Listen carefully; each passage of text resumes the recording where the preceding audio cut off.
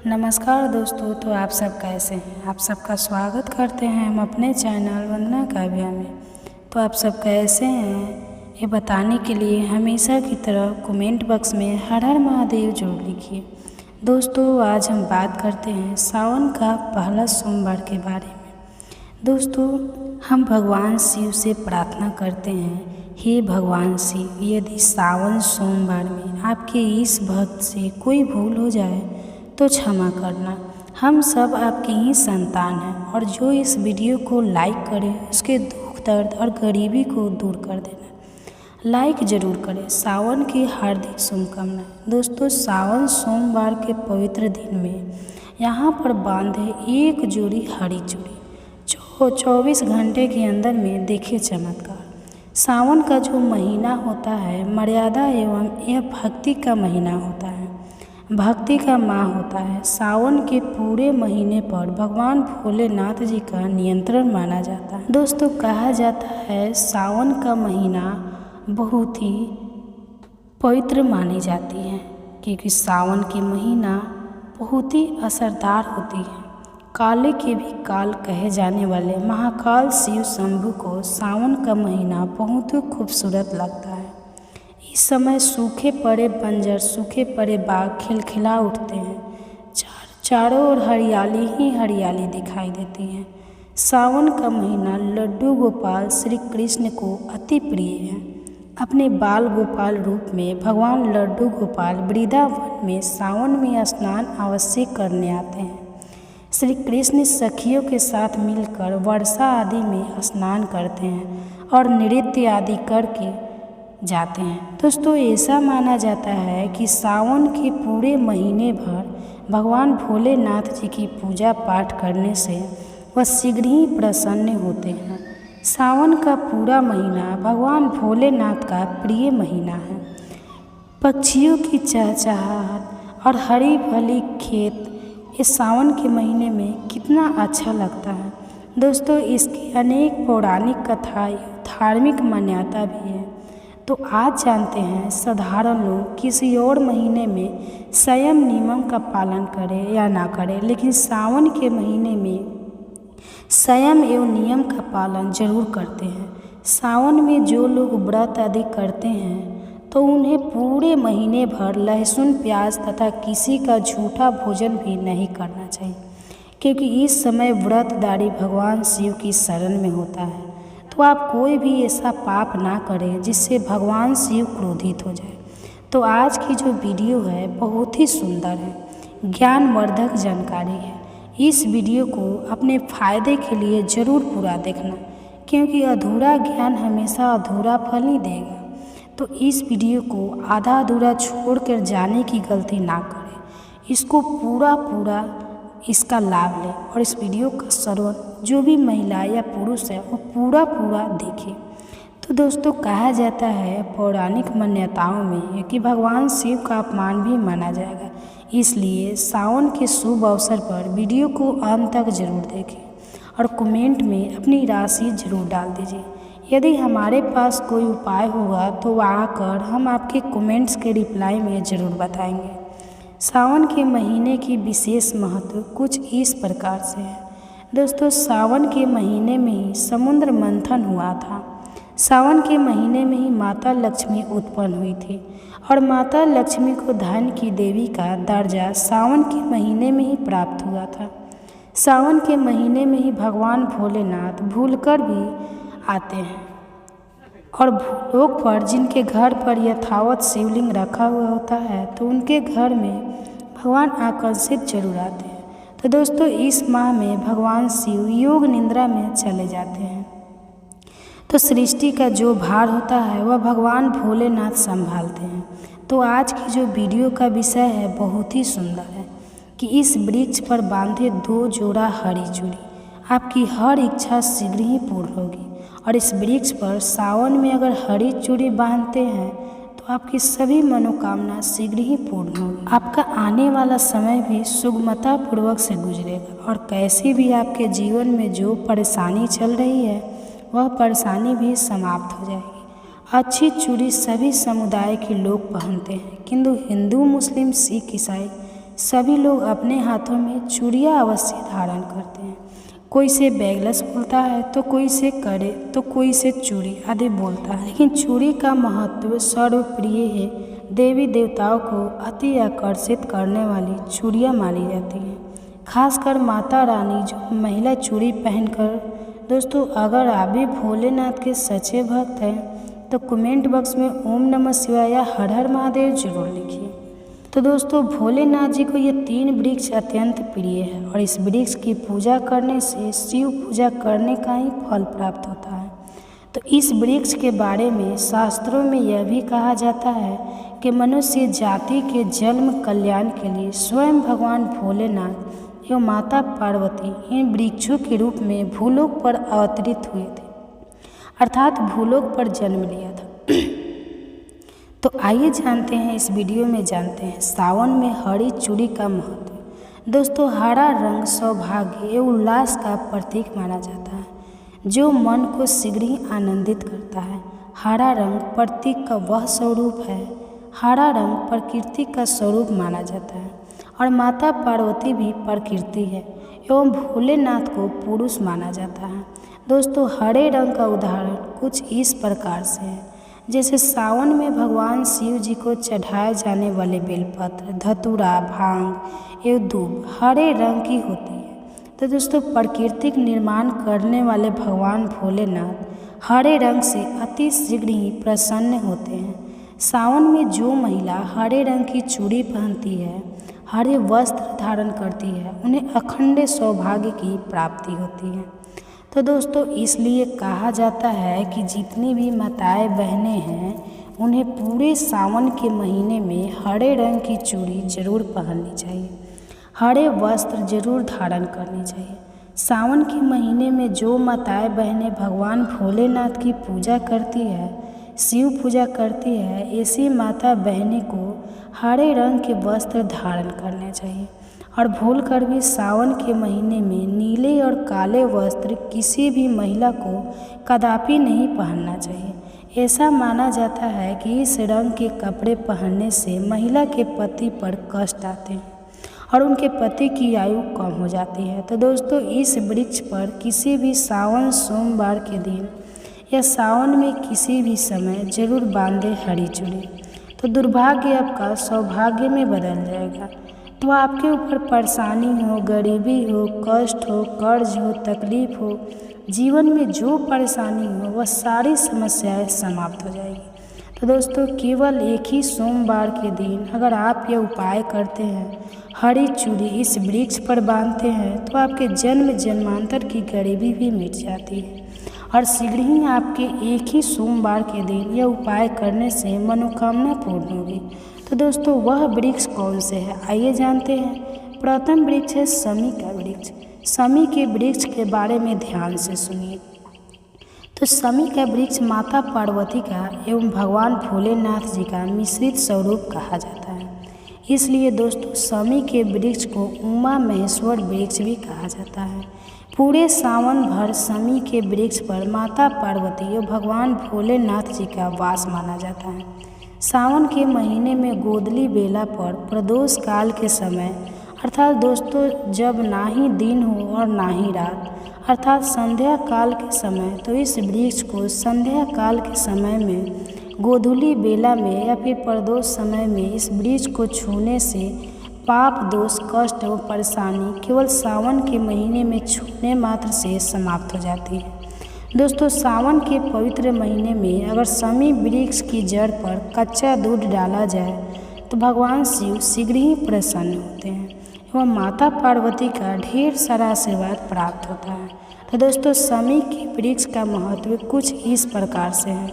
भगवान राम रावण पर आक्रमण करने से पूर्व भगवान राम ने शमी वृक्ष की पूजा की थी और पांडवों ने अपने दिव्य हथियार भी शमी के वृक्ष के नीचे में दबाए थे। शमी का वृक्ष जिस घर में लगा होता है उस घर का कल्याण हो जाता है और उस घर में सभी प्रकार के भौतिक सुख वास माना जाता है।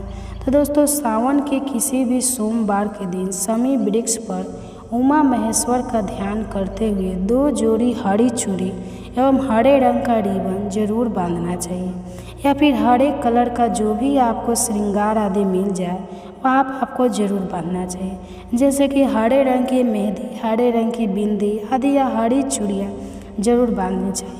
दोस्तों, कैसी भी आपकी मनोकामना हो वह एक ही बार में पूर्ण हो जाएगी, क्योंकि इस खास समय पर यानी सावन के समय में भगवान शिव खास तौर पर वास करने आते हैं धरती पर और शमी के वृक्ष में अस्थायी रूप से वास करते हैं। शमी का वृक्ष छूने मात्र से आपकी मनोकामना शीघ्र ही पूर्ण हो जाएगी। पूरे सावन भर अगर शमी के पत्ते भोलेनाथ जी को उनकी पूजा में चढ़ाते हैं तो उससे अष्टल लक्ष्मी आपके घर में वास करती है। कहा जाता है कि आपके घर में कैसी भी गरीबी हो, दरिद्रता हो, दुख हो, परेशानी हो, गरीबी हो, बीमारी हो, सब समाप्त हो जाती है और पूर्ण रूप से आपके घर में भौतिक सुख आकर के निवास करने लगते हैं। दोस्तों, दूसरा वृक्ष है धतूरे का वृक्ष। धतूरे का वृक्ष भगवान भोलेनाथ के उग्र रूप काल भैरव के अंश से उत्पन्न हुआ है।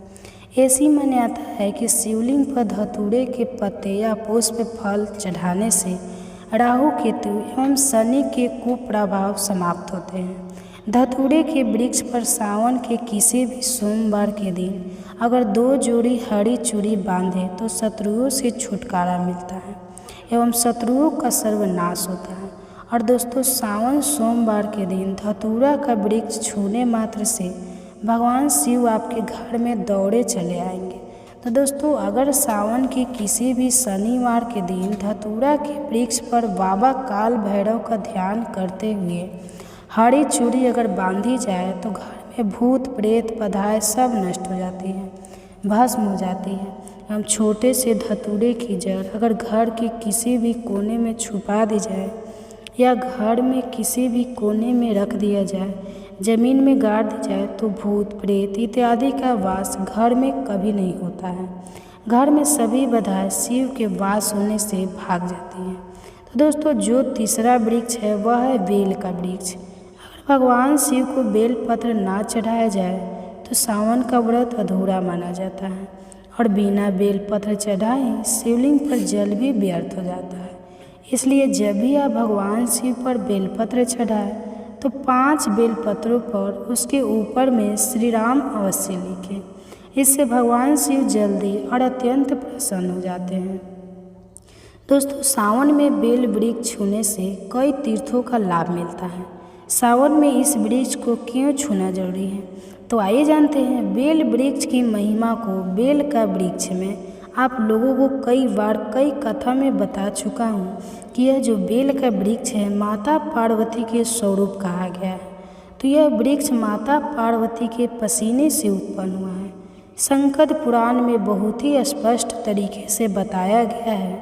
तो इसके पत्ते में शिव और डाली में पार्वती, जड़ में ब्रह्मा और तन में विष्णु जी स्वयं रहते हैं। तो संध्या काल में ऐसा माना जाता है कि शिव मंदिर के समीप में जो बेल के वृक्ष है इसके नीचे में अगर कोई भी व्यक्ति सावन के में शाम के समय, वैसे तो इसे डेली जलाना चाहिए, लेकिन अगर सावन के पावन दिनों में शाम के समय अगर भगवान शंकर जी का कोई भी शिव मंदिर है तो उसके किनार में जो कोई बेल का वृक्ष हो वहाँ पर बिल्कुल आप एक घी का दीपक जला दीजिए। इसे बहुत ही उत्तम कहा गया है।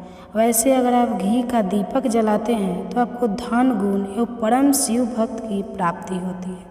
तो दोस्तों, इस वृक्ष को छूने से पाप तत्काल नष्ट हो जाते हैं। कैसा भी आपके जीवन में पाप हो दूर हो जाता है। तो आपको करना क्या है, देखिए जो बेल का वृक्ष है इसे बहुत ही उत्तम कहा गया है।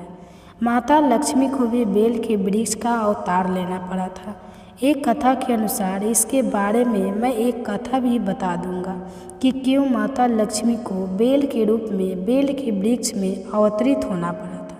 मैं इसके बारे में भी एक कथा भी आपको बता दूंगा, वो भी मैं आपको बताकर अपने चैनल पे अपलोड करूंगा।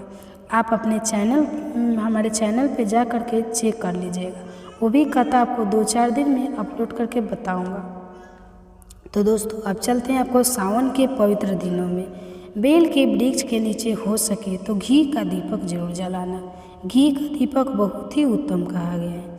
अन्य वृक्षों को जैसे आपने माखन चढ़ाया, बतासे का भोग लगाया, बेल के वृक्ष को माता पार्वती तथा शंकर भगवान का स्वरूप ही कहेंगे। बेल के वृक्ष की जो जड़ होती है, इसमें जो मूल भाग होते हैं, इसमें समस्त तीर्थ आकर के निवास करते हैं। इसलिए सावन के महीने में कहा जाता है, जो लोग अगर तीर्थ धाम नहीं जा सकते, तीर्थों के दर्शन नहीं कर पाते, तो ऐसे व्यक्ति बेल वृक्ष के नीचे में 1 महीने तक घी का दीपक जला लेते हैं, तो संपूर्ण जितने भी तीर्थ होते हैं, इसके घूमने का बराबर पुण्य की प्राप्ति होती है। मैं इसलिए सारी जानकारी, गुप्त रहस्य जानकारी बताती हूँ, जिससे आप सभी दर्शनी को कल्याण हो दोस्तों की बिल्कुल ही आध्यात्मिक उन्नति हो। देखिए दोस्तों, कहा जाता है कि जो भी आपको ज्ञान है अगर दूसरे को मिल जाए तो भगवान अति प्रसन्न होते हैं। इसलिए आपको जो भी फायदा हो रहा है इससे, मैं उसको दूसरे के साथ भी शेयर करती हूँ। तो आप सभी इसका फ़ायदा पूरा लें। तो सभी को धन की ज़रूरत होती है, किसी को पुण्य की प्राप्ति की ज़रूरत होती है, कोई आध्यात्मिक उन्नति करना चाहता है। इसलिए इस प्रकार के छोटे छोटे गुण भरे रहस्य जानकारी वीडियो में बता देता हूँ। तो वीडियो को आप लाइक कर दीजिएगा और चैनल को सब्सक्राइब कर दीजिएगा, क्योंकि इसी तरह का वीडियो जो भी मैं इस चैनल पे अपलोड करूँ वो सब आपके पास सबसे पहले पहुँचे। तो दोस्तों, अगर चैनल को सब्सक्राइब करने में और वीडियो को लाइक करने में पैसा तो नहीं मिलता, इतना मेहनत करते हैं, इतना अच्छे वीडियो लेकर आप सबके सामने आते हैं, फिर भी आप लोग एक लाइक नहीं करते। इसलिए वीडियो को एक लाइक ज़रूर कर दीजिए। आप कमेंट बॉक्स से महादेव जी की जयकारा जरूर लगाइए। तो दोस्तों, सावन के शुभ मंगल दिनों में इस वृक्ष को छूना है, माता पार्वती से प्रार्थना लगानी है कि हे माता पार्वती, आप ही शक्ति स्वरूपा है, लक्ष्मी है, धन की देवी है, आप ही संसार को चलाने वाली देवी है। इस प्रकार से प्रार्थना करते हुए इस वृक्ष को छूना है और बोलना है, मेरी गरीबी मिटाए माता, मेरी निर्धनता को मिटाए, मेरे जीवन में चल रही परेशानियाँ, सारी परेशानियाँ को दूर करें। इस प्रकार प्रार्थना करते हुए आपको 1 कपूर और 1 लौंग को भी जला देना है और एक काम जरूर करना है। जलाने के बाद इस वृक्ष को आपको बोलना है कि मैं भोग स्वरूप आपको धतूरे के पत्ते, धतूरे के फल समर्पित कर रहा हूँ, आप स्वीकार करें। दोस्तों, इस वृक्ष की जड़ के नीचे में भी आपको धतूरे के फल एवं पुष्प है तो पुष्प भी रख सकते हैं, फिर पत्ते रख दीजिए और अब वृक्ष आपको छूना है, प्रार्थना करते हुए कि हमारी गरीबी मिटाए, हमारी निर्धनता मिटाए। बिल्कुल ही आपके जीवन में कभी गरीबी नहीं आएगी। और एक प्रार्थना जरूर करना है कि किसी की हाय लग गई हो, बदुआ लग गई हो, किसी का दोष लगा हो, जिसके कारण हमारी आध्यात्मिक उन्नति नहीं हो पा रही हो, तो आप जो है हाय, बदुआ एवं किसी का दोष लगा हो उसे तुरंत दूर करें। शनि, राहु, केतु का अगर दुष्ट प्रभाव लग रहा हो, 9 ग्रहों में से कोई 9 ग्रह हमें पीड़ित कर रहा हो, या फिर किसी भी हमारे पूर्वजों द्वारा किसी भी प्रकार का हमें प्रीत दोष लगा हो, क्योंकि प्रीत दोष लगने के कारण व्यक्ति की आध्यात्मिक उन्नति भी नहीं हो पाती। तो आप बोलना कि समस्त प्रकार के दोषों को आप दूर करें, अपने अंदर में खींच लीजिए और हमें दोष मुक्त कर दीजिए। जो इस प्रकार से आपको यह प्रार्थना करनी है। और एक काम आपको जरूर करना चाहिए। आपको सावन के समय धर्म शास्त्रों में कहा गया है, बहुत सारे लोग भी बताते हैं, हमारे गुरुजी भी कहा करते थे, सावन के दिन अगर बेल के वृक्ष की जड़ में मिश्रित युक्त मिश्री, जो मिश्री आती है ना खड़ी खड़ी, आप सभी दोस्तों को जरूर पता होगी, तो उस मिश्री को आप दूध में डाल दीजिए। मिश्री डाला हुआ दूध अगर आप इनकी जड़ में डालते हैं तो ऐसा कहा जाता है कि ऐसा व्यक्ति कभी निर्धन नहीं होता। सावन के पावन महीने में इस उपाय को करने से बहुत ही लाभ होता है। ऐसे व्यक्ति के जीवन में किसी भी प्रकार से अगर लक्ष्मी रुष्ट हो चुकी हो, ऐसे व्यक्ति पर माँ लक्ष्मी भी प्रसन्न होती है। ऐसे व्यक्ति के जीवन में धन का अभाव नहीं होता। ऐसे व्यक्ति फिर निरोग रहते हैं, निरोग काया प्राप्त होती है। आप चाहते हैं तो यही क्रिया नियम के वृक्ष पर भी कर सकते हैं। नियम के वृक्ष पर माता लक्ष्मी निवास करती हैं, समस्त देवी शक्ति निवास करती है। नियम के वृक्ष में अगर आप जो सावन के शुभ मंगल दिनों में आपको एक गिलास या फिर एक लोटे सामर्थ्य के अनुसार तांबे के लोटे में आपको दूध डाल करके इनके अंदर जो है अभिषेक करना चाहिए। इनकी जड़ में डालना चाहिए, लेकिन आपको मीठा दूध ही डालना चाहिए। मिश्री मिला हुआ दूध आपको डालना है, इनकी जड़ में डालना है और गरीबी मिटाने की प्रार्थना करनी है। या फिर जिन लोगों पर कर्जे का भार है वह लोग बोल सकते हैं कि हमारे कर्ज का भार दूर हो। या फिर जीवन में जो किसी भी प्रकार की जो परेशानी है वह परेशानी भी बोल देना। वह परेशानी तत्काल ये वृक्ष समाप्त करते हैं और आपको इसे छू करके आ जाना है। दोस्तों, सावन में आप इन वृक्षों को जरूर छुएं, आपका कार्यकलाप हो जाएगा। भगवान शिव आपके ऊपर मेहरबान हो जाएंगे, आपकी भक्ति की कामना आराधना पूर्ण हो जाएगी। तो अगर आप महादेव की कृपा प्राप्त करना चाहते हैं और उन्हें अपने घर पर बुलाना चाहते हैं तो कमेंट बॉक्स में लिखिए हर हर महादेव। और आप हमारे चैनल पर नए हैं तो चैनल को सब्सक्राइब कर लें, बेल आइकन को भी प्रेस कर लें ताकि हमारे वीडियो के नए नोटिफिकेशन आप सबके पास सबसे पहले पहुंचे। तो वीडियो को अंत तक बने रहने के लिए धन्यवाद।